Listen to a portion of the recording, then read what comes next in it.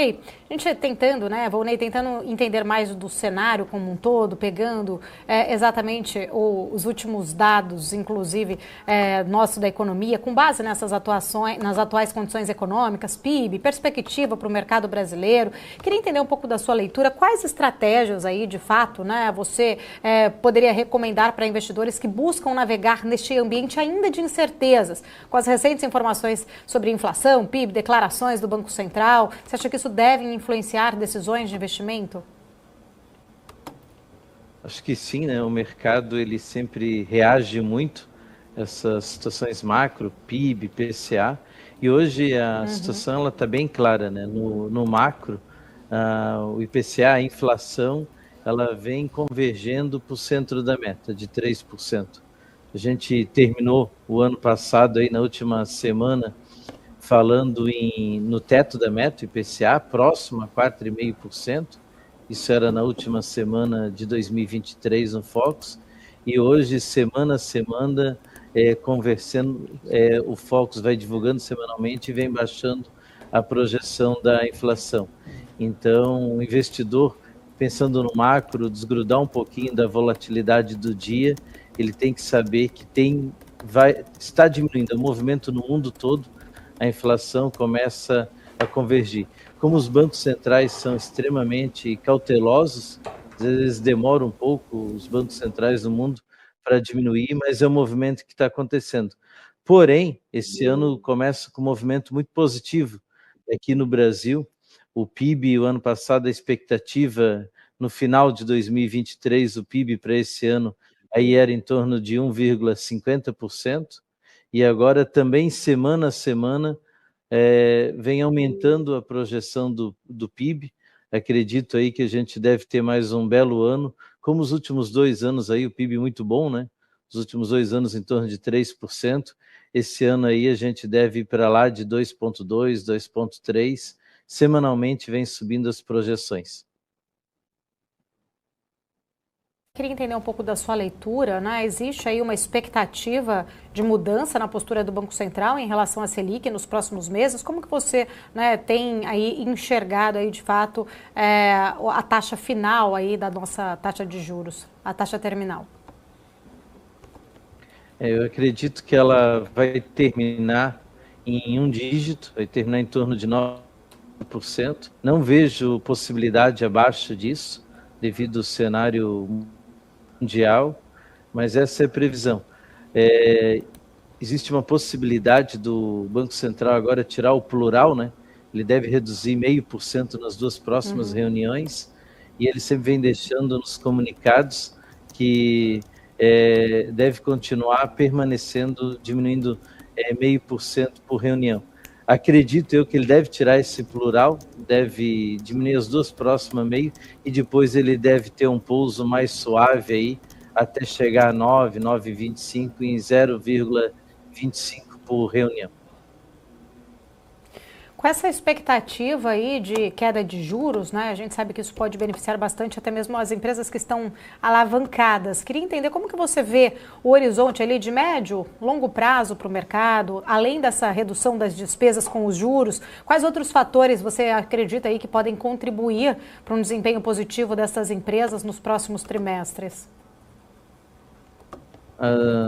Importante o investidor ficar de olho, né, nas empresas que têm um bom operacional, mas que a margem de lucro delas estava ficando em despesas financeiras. Sem sombra de dúvida, esse ano vai sobrar margem de empresas que ficavam com leve prejuízo, principalmente devido aos custos operacionais, porque é só imaginar, né, um ano atrás a Selic estava 13,75. Agora 11,25 já é uma diminuição significativa e acaba sobrando mais margem. Embora na pessoa física, quem sabe o investidor não nota muita diferença no cartão de crédito, no cheque especial, a diminuição do juro, mas o crédito para empresa no atacado, ele acompanha certinho o CDI, e cada vez que diminui a taxa Selic, diminui também o preço que as empresas pagam, até porque normalmente são operações pós-fixada, CDI mais alguma coisa.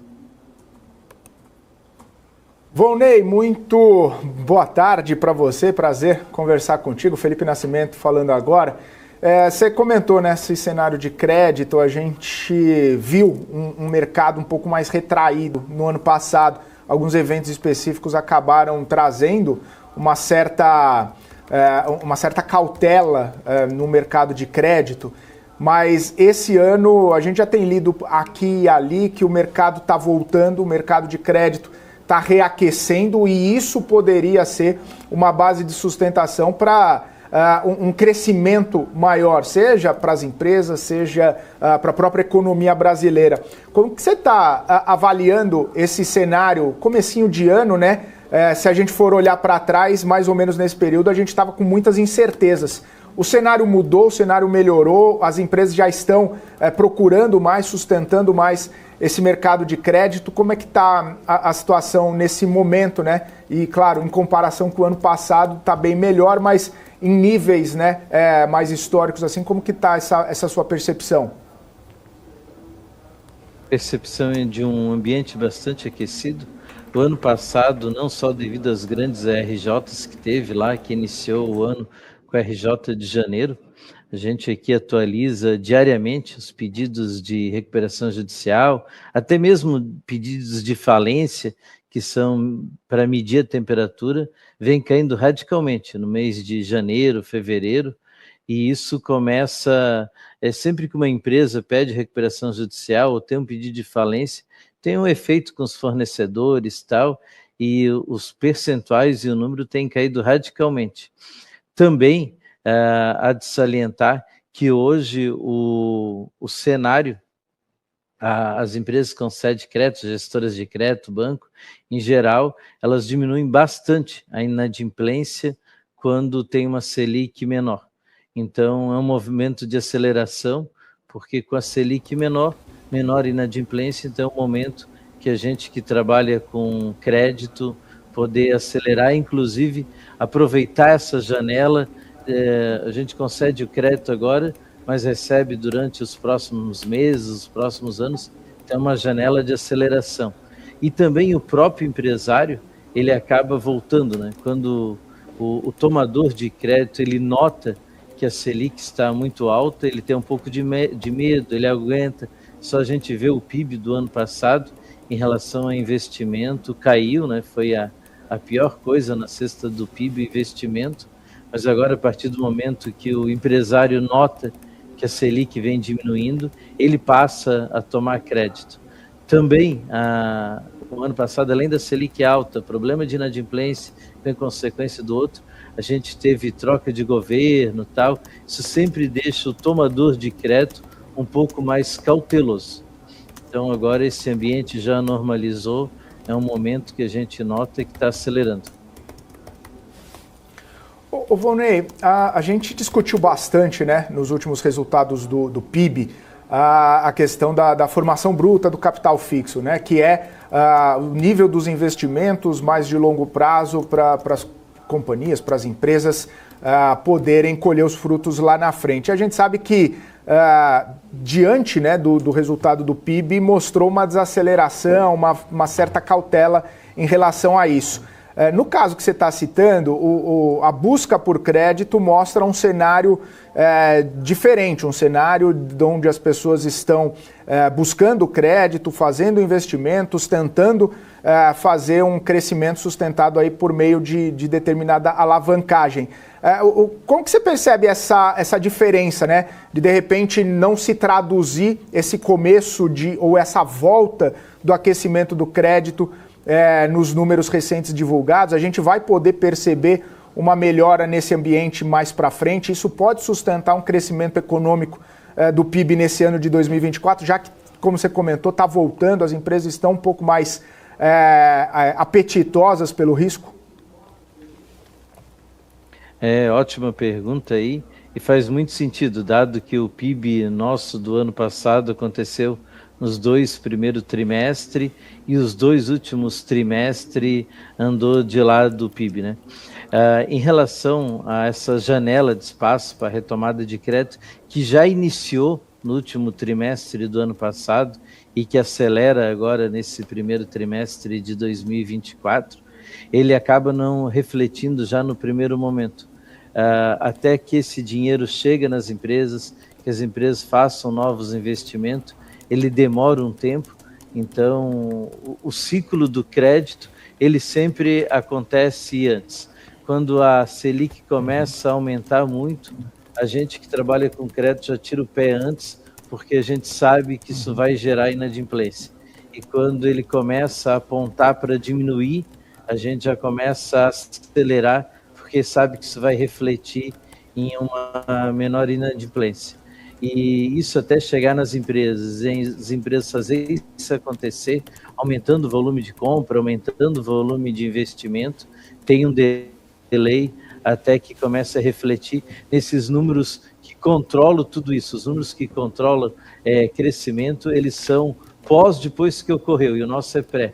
Então tem uma diferença sempre aí de uns 6 meses, com certeza.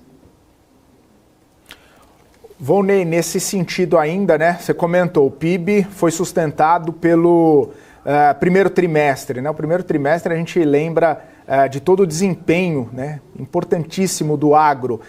Eu sei que vocês aí têm uma exposição bastante importante no agro, na concessão do crédito. Queria saber um pouco desse cenário, por gentileza. O contraste, né, da concessão do crédito com a expectativa de safras menos robustas nesse ano de 2024. Como que está o interesse, né, do produtor rural? Como que está a busca, né, do setor agro pelo crédito, contrastando com um cenário, né, climático, um cenário de percepção de crescimento desse ano um pouco menor? Os eventos do El Niño, eles estão interferindo numa menor quantidade de colheita, e o preço tanto do milho como da soja, aí, que são os principais produtos, estão nos menores preços históricos dos últimos anos. E isso está levando, a gente não vai acontecer, né, aquele crescimento que explodiu o PIB, pelo contrário, esse ano deve ter uma contração, mas antes de entrar no agro, o agro representa 5% dentro do PIB. Então também não vai refletir. O que dá as cartas é o serviço, né, que é quase 70% do PIB. Então, e voltando para o agro, realmente esse menor preço com uma menor quantidade está pegando alguns produtores rurais despreparados. Alguns produtores que vinham com uma alavancagem muito alta, alguns produtores que não se prepararam. A agricultura, ela é cíclica. A cada 4 anos, tu tem uns 2, 3 anos muito bom e tu tem um ano muito ruim. Boa parte dos produtores já são profissionalizados e já deixam reserva de dinheiro e sabe que é assim que ocorre. Mas sempre tem uma fatia que tem uma alavancagem muito alta, que conta com preço que ainda não aconteceu. E hoje, embora em todos os segmentos, os demais segmentos, a gente tem uma diminuição em recuperações judiciais e em problemas de inadimplência, o agro tem aumentado a inadimplência, tem aumentado a recuperação judicial.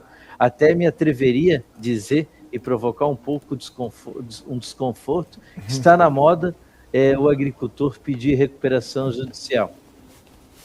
Porém, são situações subprime, que ocorrem pela margem. Em geral, o mercado ele vai ocorrendo normalmente, os produtores são extremamente profissionalizados e os que estavam mais despreparados que estão enfrentando nisso.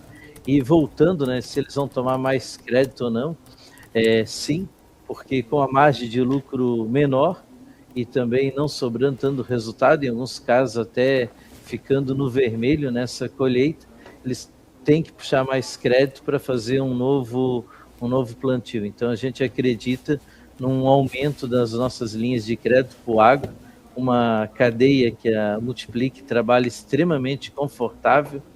A gente acha que o produtor, a gente enxerga que o produtor evoluiu muito, as tecnologias implantadas evoluíram muito e a gente não vê nesse mercado de médios e grandes produtores um problema de inadimplência, a não ser casos pontuais.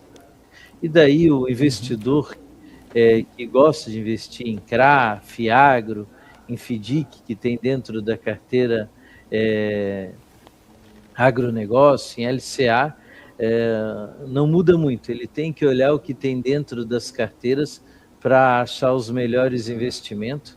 Mesmo em épocas boas do agronegócio, a gente teve situações que não performou tão bem, e em épocas com maior dificuldade, o investidor deve ficar atento à carteira do veículo que ele está comprando, os ativos que tem dentro. É interessante, você tocou nesse assunto da recuperação judicial do agro, né? Que deu uma disparada aí nos últimos tempos. E isso, imagino que acaba até dificultando a concessão do crédito, né, Volney? Tem que ser mais apurada a análise para quem vai emprestar, como que vai emprestar, talvez ficando até mais caro para o produtor rural, que não tem tantas garantias assim, por conta desse pé atrás com essa disparada. Como que está esse processo? E aí eu adiciono, né, um outro ponto que também pode ter impactado nesse quesito, que são as novas regras, né, para CRAs, LCAs, estabelecidas ali pelo Conselho Monetário Nacional. Como que fica, né, esse ambiente todo nesse contexto? No caso da Multiplique, né, a nossa modelagem de crédito que a gente trabalha para o agronegócio, ela vem performando bem, nunca performou tão bem, então a gente não vem aumentando a régua, dificultando e prejudicando, porque as nossas inadimplências estão em números históricos menores. E acredito que é a realidade de muitos gestores profissionais que trabalham com agronegócio há muito tempo. Acho que o problema, às vezes, sempre está mais atrelado ao pessoal aí que entrou por último, as casas mais novas e tal. E em relação a preço, a gente vem acompanhando o CDI, então hoje as revendas, as distribuidoras que a gente atende, que dão crédito ao produtor rural, estão encontrando, inclusive, um preço bem mais atrativo que há um ano atrás. O mercado não é fácil, né? Tem sempre bastante concorrência, então a gente tem que acompanhar o que está ocorrendo. E em relação às mudanças do Conselho Monetário Nacional, que trouxe aí para o LCA, para o CRA, e até mesmo antes a CVM e o FIAGRO, acho que todas são extremamente positivas, mostra o tanto que as equipes técnicas do governo estão atentos, e eu não acho que quem toma crédito através disso daí vai ter dificuldade. Até acho que vai ter um efeito ao contrário. Acho que agora vai sair menos dinheiro para outras situações e o dinheiro vai ser mais direcionado para a cadeia de agronegócio, que é o objetivo mesmo. Então, achei que a equipe técnica do governo estava muito atento a uma brecha aí e que foi resolvido prontamente.